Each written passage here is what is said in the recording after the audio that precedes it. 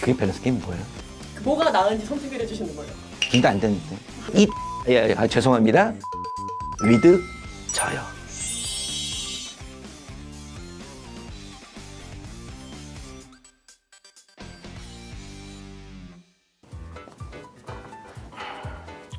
아유, 어색하네요.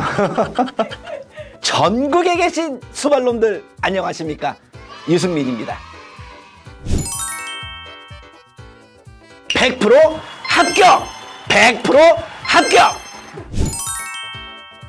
안녕하세요. 2009년도부터 김영 편입에서 16년째 지금 편입 수학을 강의하고 있는 유승민입니다. 반갑습니다. 유가시라고 하는 별명, 제 스스로 얘기하기 굉장히 좀 민망한데요. 저는 수업에 할 때 굉장히 몰입을 해요. 제가 60분 수업을 했는데 마치 10분 수업한 것처럼 느끼는 그런 경우, 저랑 같이 공부하신 분들은 아마 다 아실 거예요. 그때 몰입을 해서 수업을 하고 있는데 제가 이제 FM으로 막 설명을 합니다. 설명을 하는데 갑자기 좋은 편법이 쓱 지나가는 거예요. 그때 학생들한테 양해를 구하죠. 학생들, 저에게 10초만 잠깐 시간 좀 주세요. 그리고 10초 동안에 이 편법을 막 생각을 해냅니다. 그리고 자, 우리 이렇게 FM이 있는데 FM 말고 이렇게 한번 풀어보는 거 어떨까? 이런 걸 제시를 몇 번을 했어요. 그랬더니 학생들이 와우 라는 그러한 멘트와 함께 저의 별명을 유가시라고 이렇게 지어줬는데 좀 민망합니다. 편입 수학의 폭이 얼마나 넓은지 아시죠? 굉장히 큽니다. 그때 이거를 효율적으로 공부할 수 있는 방법에 대한 꿀팁을 한번 드려볼까 합니다. 자, 첫 번째. 다양성 추구입니다. 근데 어찌 보면 이 다양성 추구는 우리 편입 수학의 꿀팁이 아니라 수학의 꿀팁일 수도 있겠죠? 어떠한 문제를 두고 M1, M2, M3, M4, 많게는 M6까지 이렇게 가는 경우가 있어요. 그런데 일부 학생들은 그런 얘기를 합니다. 선생님, 그러면 저희는 시험장 가서 무엇을 선택해야 되나요? 너무 많은 방법을 알려주시는 거 아닙니까? 자, 저는요, M1이 FM이고요. 좀 더 빠르게, 조금 더 빠르게 해서 M5, M6까지 이렇게 가는 겁니다. 그러면 여러분들은 사고의 다양성을 추구함으로써 수학 실력이 정말로 발전하는 그러한 놈이 되는 거죠. 바로 수발놈이 되는 겁니다. 이 다양성 추구를 통해서 여러분들이 정말로 사고가 확 넓어짐으로써 어떠한 문제가 나와도 그래, 요런 방법을 이렇게 생각해서 풀어나가면 되겠구나 라는 걸 느끼게 될 겁니다. 두 번째, 저는 평균보다 조금 어려운 그러한 내용으로 필수 예제가 구성된 시발서로 여러분들을 이끕니다. 자, 제가 왜 그런 전략을 했느냐? 자, 여러분들이 생각하는 그 대학의 레벨, 아쉽게 대한민국은 대학의 레벨이 존재합니다. 그 대학의 레벨과 편입수학의 난이도는 비례관계가 있지 않습니다. 그래서 학생들이 너무 쉽게만 공부해가지고는 그러면 낮은 대학을 커버할 수 있다? 그거 아니에요. 너무 어렵게만 공부하면 또한 이해하기가 힘들죠. 평균보다 조금 어려운 내용으로 필수 예제 구성된 시발서로 여러분들을 이끄는데 그거의 장점은 바로 뭐냐? 사고의 폭을 넓혀가기 위함이에요. 사고의 폭을 넓히기 위해서 평균보다 조금 어려운 내용으로 여러분들이 학습을 한다면 그 밑에 내용들은 굉장히 쉽게 여러분들이 이해할 수 있겠죠? 그 다음에 제가 추구하는 게 뭐죠? 다양성. 그 평균 이상의 문제들을 다양성을 추구함으로써 응용된 문제까지 커버할 수 있다는 그러한 장점이 있게 되는 겁니다. 세 번째, 여러분 지금 이 영상 보고 계시죠? 그러면 지금 그게 책상일 가능성이 큰데 책상 위에 한번 보세요. 뭐가 있어요? 핸드폰 있죠? 패드 있죠? 노트북 있죠? 컴퓨터 있죠? 전자기기가 쫙 있으면 여러분 공부할 때 카톡, 아이고 너 그 다음에 패드로 영상 봐야죠, 유튜브 봐야죠. 그러면 몰입이 안 돼요. 저는요, 여러분들이 학습에 몰입할 수 있게끔 해설에 정말로 많은 열정을 쏟았습니다. 그래서 이론서와 문제집과 문제집 해설서만 책상 위에 탁 두고 전자기기 다 치우세요. 모르는 거요? 글로 제가 충분히 써놨습니다. 공부는 영상으로 하는 게 아니라 글로 하는 거라고 생각을 합니다. 당연히 기본 이론은 인강을 통해서 여러분들이 학습을 하셔야 되겠죠. 그러나 실제 그 응용된 그 수학을 공부할 때는 글로 학습을 해야 됩니다. 해설서를 보면서 제가 쓴 글을 한번 여러분들이 곱씹어 먹어보며 왜 이런 멘트를 썼을까 생각해 가면서 풀어나간다면 큰 도움이 될 겁니다. 세 가지를 말씀을 드렸는데 저의 장점 중에 세 번째, 이게 가장 크다고 생각을 합니다. 공부는 책과 연필과 연습장으로 해나가는 겁니다. 저를 믿고 여러분들 주변 기기 다 치우고 그 다음에 학습에 몰입하는 환경 만들어 보시기 바랍니다. 어찌 보면 이제 욕처럼 들릴 수 있는데 절대 욕이 아닙니다. 제가 수발롬의 뜻 설명을 드려보도록 하겠습니다. 오늘 한번 띄워주시겠습니까? 수학 실력이 발전하여 넘나 좋은 친구. 와우! 네! 여러분들은 다 수발롬이야! 그리고 가끔 그 인강의 그 Q&A에 안녕하세요 수발롬이에요. 안녕하세요 수발년이에요. 아니에요. 수발넘입니다. 탄생의 계기를 설명을 드려야 되는데 저도 유튜버예요. 유튜버는 구독자를 부를 때 호칭이 있더라고요. 그래서 저는 이거를 공모를 했습니다. 거기에 당선자 수발넘이 됐고요. 저도 이게 입에 너무 붙었어요. 그래서 가끔 지나갈 때 학생들이 인사하면 안녕 누구누구 수발롬 그러면 놀라더라고요. 놀라지 말고요. 이해를 해주시면 될 것 같습니다. 계산 실수 많은 학생들 일로 오세요. 자, 팔뚝 걷고. 자, 제가 주사를 놔주도록 하겠습니다. 이런 거 없어요. 계산 실수가 잦은 학생들. 제가 하루에 상담을 10건 이상 하는데요. 그중에 5건 이상이 바로 계산 실수에 대한 이야기가 되는데 저 이야기 한번 해보도록 하겠습니다. 자, 계산 실수가 많은 학생들의 연습장을 제가 검사를 해보면요. 개발 세발이야 아주 그냥. 연습장에 깨끗하게 풀어나가세요. 계산량이 많죠. 그거를 줄이는 연습을 하셔야 돼요. 여기에서 일로 넘어갈 땐 암기 아니면 여기에선 암산 이런 것들을 해서 줄여나가고 그 다음에 최종 계산 나왔을 때 자 틀렸다 그러면 검토를 해야 돼요. 그리고 자기가 틀리는 파트 분수의 덧셈에서 통분 때문에 틀리는 경우가 있다. 아니면 나는 5, 4, 30으로 알고 있었네. 5, 4, 20인데 이런 걸 여러분들이 인지를 해야 돼요. 반성하셔야 됩니다. 자, 반성을 할 때 스스로에게 얘기를 하는 거예요. 야, 틀리지 말자. 그리고 다시 한번 풀어보던가 연습장에서 틀린 파트만 다시 보는 거죠. 그리고 또 틀렸어! 그러면 거울을 보세요. 그리고 스스로에게 말씀하세요. 야, 이씨, 또 틀렸냐? 그리고 세 번째 풀 때는 다시 다 지우고 깨끗한 연습장에 다시 한번 풀어나가 보세요. 또 틀렸어? 아유, 씨. 나도 할 말 없다 그러면. 반성하고 또 반성하는 거. 반성이 그 계산 능력을 올릴 수 있는 가장 큰 치유가 될 거고요. 두 번째는 바로 몰입이에요.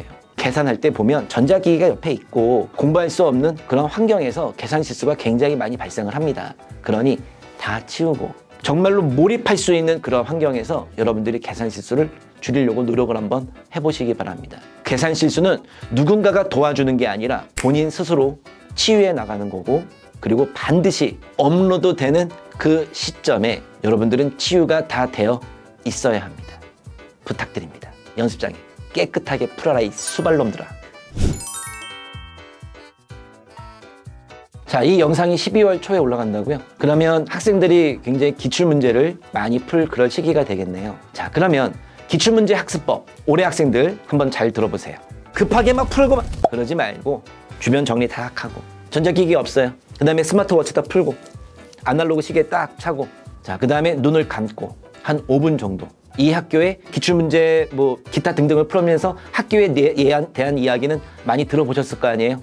차분하게 그 학교의 냄새를 맡으며 차분하게 5분 정도 명상도 하고 내가 주의할 점이 무엇인가. 이 학교는 선형대수의 명제가 참 어렵게 나와.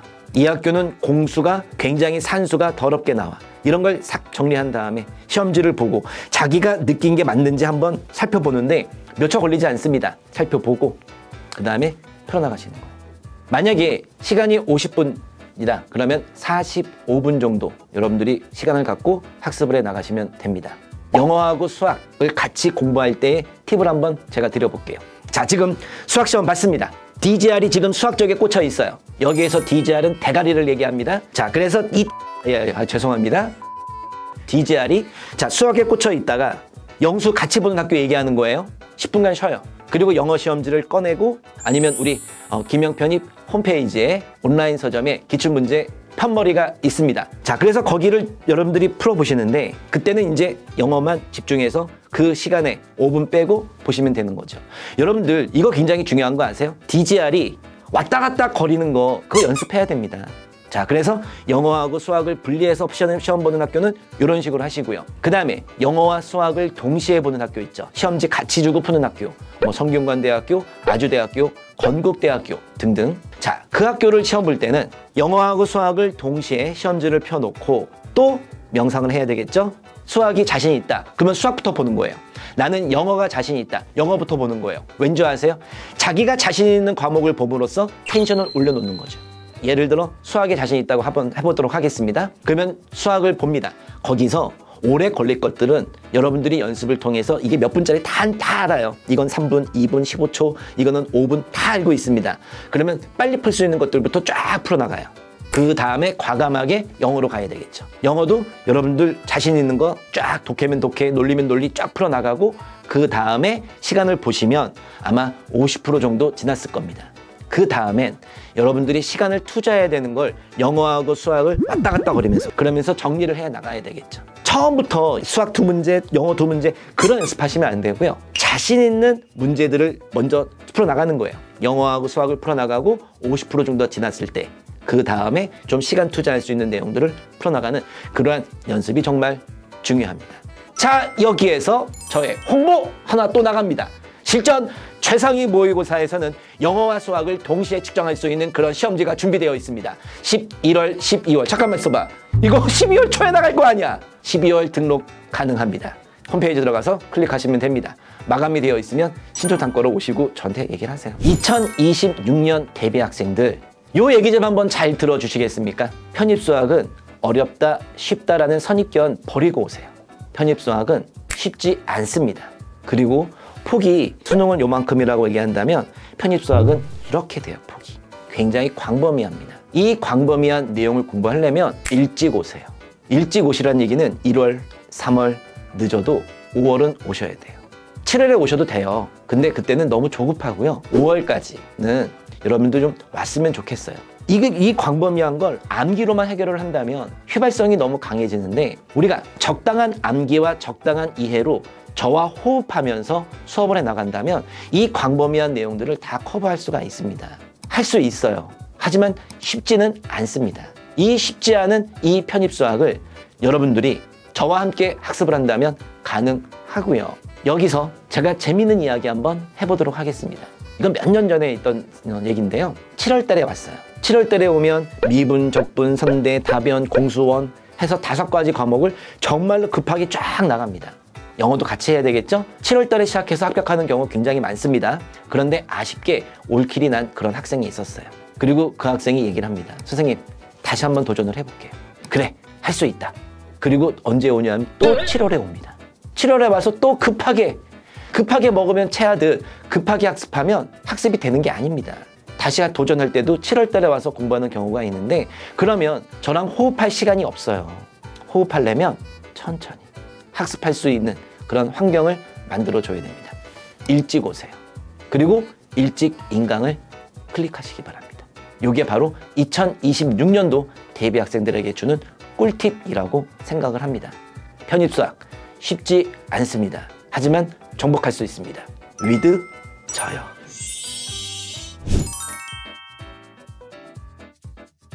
(12월) 초입니다. 제가 이 멘트는 몇 년째 우리 수발놈들에게 얘기하는 이야기인데요. 이건 정말 정답이 맞습니다. 끝까지 펜을 놓지 않은 자가 승자가 됩니다. 절대로 자만하지 말고 절대로 좌절하지 말고 시험 보는 그 시각까지 최선의 노력, 펜을 놓지 말아주시기 바랍니다. 내년도 학생들, 선생님은 신촌 단과, 강남 단과에서 수업을 합니다. 오세요! 제가 다 안아드리며 수학 실력이 발전할 수 있는 수발놈으로 키워드리도록 하겠습니다. 단, 생각을 많이 하는 수학을 해야 된다는 거, 결코 수학을 암기로만 해결해야 되겠다, 이런 마인드는 저하고 맞지 않습니다. 저랑 같이 호흡하며 생각하는 수학 해보도록 하겠습니다. 화이팅! 밸런스 게임입니다, 교수님. 공부할 때 간식 못 먹음, 공부할 때 노래 못 들음. 그게 밸런스 게임 뭐예요? 뭐가 나은지 선택을 해주시는 거예요. 근데 안 되는데. 아, 공부할 때 몰입을 해야 되는데 무슨 간식이 있어요. 그리고 그 다음에 음악을 왜 들어? 몰입을 해야지 몰입을. 저는 둘 다 안 된다고 얘기를 합니다. 저희 막내 아들 얘기 잠깐 해볼까요? 공부를 하는데 이 이어폰을 이렇게 끼고 공부를 하더라고요. 근데 저는 이제 잔소리하는 아빠는 아닙니다. 공부를 하다가 주변 형들이 다 이 귀에다가 뭘 꽂고 그 다음에 공부하기에 자기도 따라해봤는데 너무 산만해지던데. 그리고 그 아들은 우리 이어폰을 지금은 빼고 공부를 합니다. 몰입해서 공부를 하다 보면 알 텐데요. 이거는 방해 요소가 되는 거지 도움이 되는 건 아니라고 생각합니다. 그 학생들이 또 그런 얘기를 하더라고요. 커피숍에 가서 뭔가 시끄러운 환경에서 공부를 하면 잘 된다. 그건 약간 괴치인 것 같은데 아재인 저로서는 반대입니다. 그냥 조용한 데 가서 공부해라 이 수발놈들아. 새벽 4시까지 밤새워 공부하기, 새벽 4시에 일어나서 공부하기. 또 둘 다 아닙니다. 뭔 새벽 4시까지 공부를 하고. 적당히 새벽 한 2시에 아니면 1시까지 공부하고요. 7시에 일어나는. 여기서 중요한 건 바로 뭐냐면 루틴이에요. 하루는 새벽 4시까지 공부하고 10시에 일어나고, 그 다음에 또 하루는 일찍 잤다 새벽 4시에 일어나서 공부하고. 그거는요 신체 리듬, 우리 바이오가 완전히 깨지는 그러한 학습법이라 생각을 합니다.